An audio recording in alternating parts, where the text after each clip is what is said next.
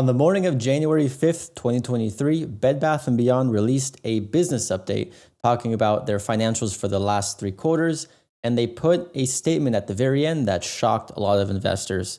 Firstly, they said that in the past 3 months, they lost about $385 million for the third quarter of 2022, and at the end, they made a statement where they basically said that they are concerned of their ability to continue operating the business as they are suffering from major cash flow issues and are potentially looking for strategic alternatives. And they mentioned the word bankruptcy.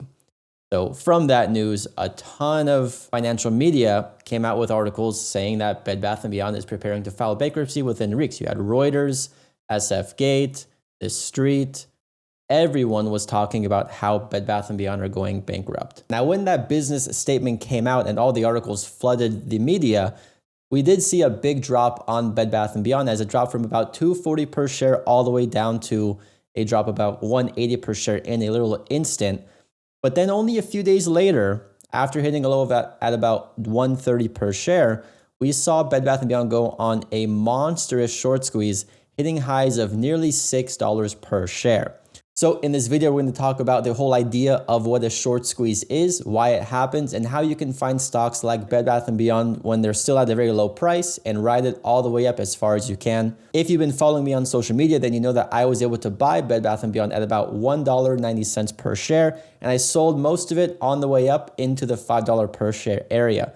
We're going to break down that trade, we're going to break down short squeezes, and I think the most important part is break down how to know when to get out, because you can't just follow the Wall Street Bets crowd hoping it's going to go to the moon like GameStop and AMC. So if you enjoy this content, make sure to hit the like button for YouTube algo, and let's jump right into it. So first, it's very important to understand what a short squeeze actually is and what causes it and why it happens. So in the market, there are two main participants. There are buyers and there are sellers.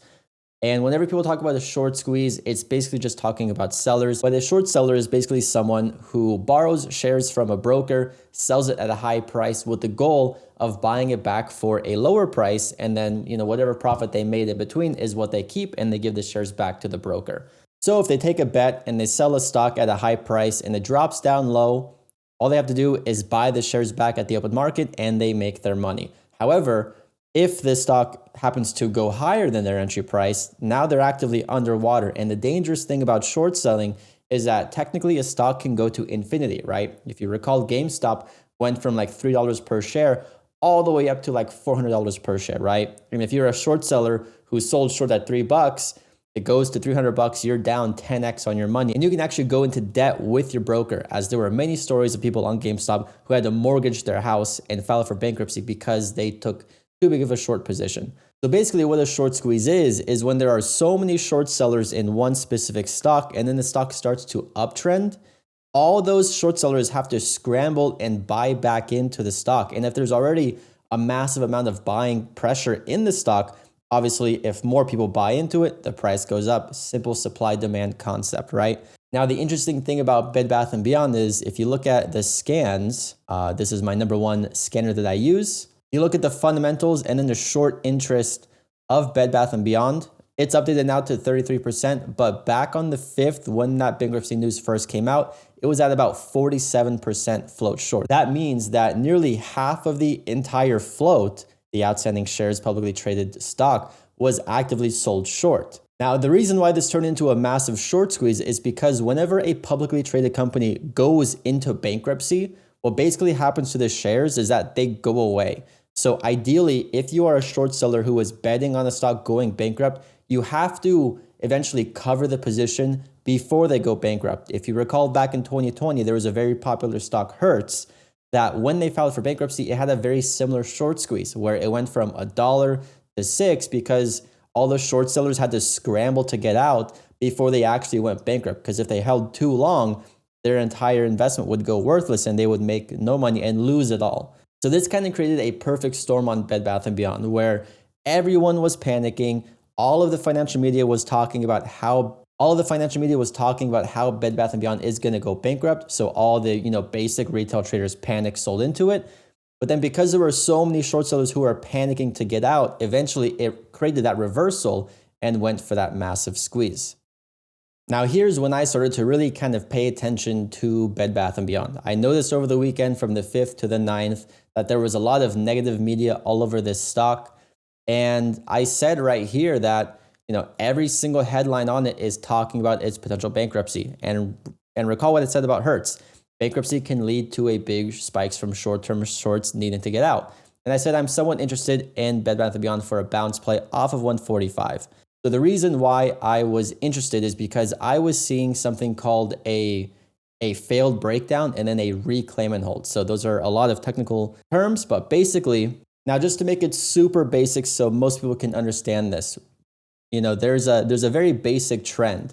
Whenever a stock is in a downtrend, you should see previous support keep holding as new resistance. So for example, if a stock is falling down, find support, it's going to bounce, but then when it breaks down, it should hold that previous area as resistance. And as long as that keeps happening, the stock will keep falling. But you can see a potential reversal happen whenever that pattern fails. So for example, right here, you can see that, here in after hours in pre-market, there was this kind of support area near 150. It bounced off it, then broke down below it. And if Bed Bath & Beyond was truly still very bearish, it should have held that as resistance and went lower. But you can see that it kind of reclaimed here, right? It popped back up, was holding it as support, and then it went higher. So that's when I first spoke about it in the chat room, and I was looking to get long off that 150 area, but I failed to get filled because I didn't leave an order there overnight. And you can see next morning it had a few last, wicks down there, but I didn't get filled. But that was the kind of catalyst to initiate a new uptrend because, for example, if you were a very bad trader, which you have to understand that most traders are very bad and they chase news, there was probably a good amount of people who were buying puts on this day, hoping that it was going to go lower and they could make money. But now imagine if you're someone who's sold short or bought puts here below 151. As soon as it gets above 151 and it looks like it's going even higher, you are now forced to buy back shares and cover your position. So that is increased buying pressure. Now, what this basically means is that all this action below 150 was basically a bear trap. It was like a selling trap where anyone who's sold there is now trapped and they have to get out. So that initiated the short squeeze. And basically from there, you can see very consistently, this thing caused a very strong uptrend where now we're seeing previous resistance hold as new support. You can see this level at 151. Held as new support. It had this new resistance near 186. The next day, that broke out and held as new support. And this is where I actually entered off of 190s. And then from there, it was just a very, very clean move where every single level kept on holding previous resistance as new support.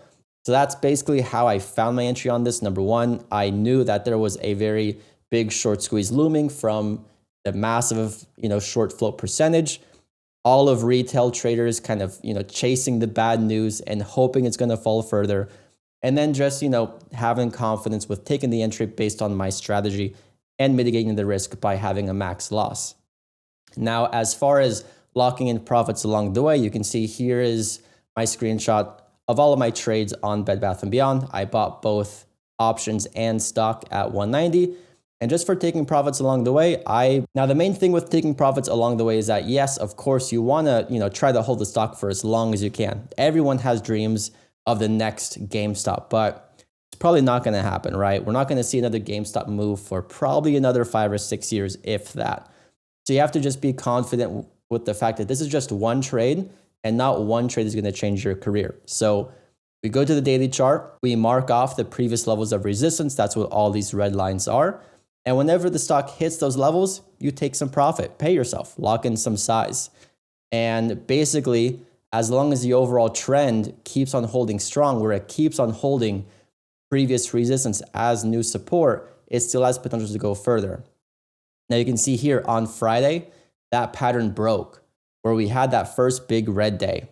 Now, something interesting here is that, like here it was, I think, day 4 of the move. And, this was the day where Wall Street Bets, the popular subreddit, finally catched onto it. And like I said, most retail traders are bad traders and they chase very late. So it's kind of a good indicator to know that, okay, we're seeing most people now focus on this stock. It's probably going to start dying off and it's going to trap long bag holders. And so once this broke down and it failed to keep holding previous resistance as new support, that's when you have to get out. Now, as you can see here from my execution chart, I finally got out on Tuesday when it was bouncing up and retesting this previous resistance as resistance again, because I knew that, hey, I'm following my strategy. It's not really looking bullish anymore. Maybe it goes higher, but I don't want to gamble on that. I've already had a great trade and I just want to get out and lock in my profits. And so basically for me, the way that I trade is that I just follow a very simple system where as long as previous resistance keeps on holding as new support, I keep on holding. But once that trend changes, I get out as fast as I can and just move on to the next stock, right? Like I said, no one trade is going to change your career. And too many people get into trading with the idea that all they need is just one stock to win. I mean, to be honest, if you even have one stock that is a big winner, the chances of you quitting at that are almost slim. You're going to get addicted to the gambling aspect of trading and you're going to blow it all because you're not following a strict rule set and you're not following a system. And following systems is what I help people learn and teach every single day at TradeBuddy. So that's kind of my overall basic rundown of Bed Bath & Beyond. I have a lot more lessons in TradeBuddy if you want to join us and watch those. Like I said, I found Bed Bath & Beyond probably before most people did, and I was able to capitalize with a very, very strong trade on it. I don't know where it's going to go from here. It could go higher, but I feel like it's probably going to keep on selling off because that short squeeze is done. And like they said in the filing, they are going to go bankrupt, but there were just too many short sellers packed into it and it had to kind of explode and squeeze out. So that's my analysis of Bed Bath & Beyond. If you have any questions, drop them down in the comment section below, and I hope you enjoyed. All right, so if you enjoyed that lesson and you stuck through the entire thing, then it probably means that you like the way that I teach and you are able to understand the concepts that I'm teaching you. If you're a new trader and you're struggling in the markets, I know that you can go out and try to learn it all by yourself. I did that same thing and it took me years to finally, grasp it all and make an actual system. But I want to shorten that learning curve for you.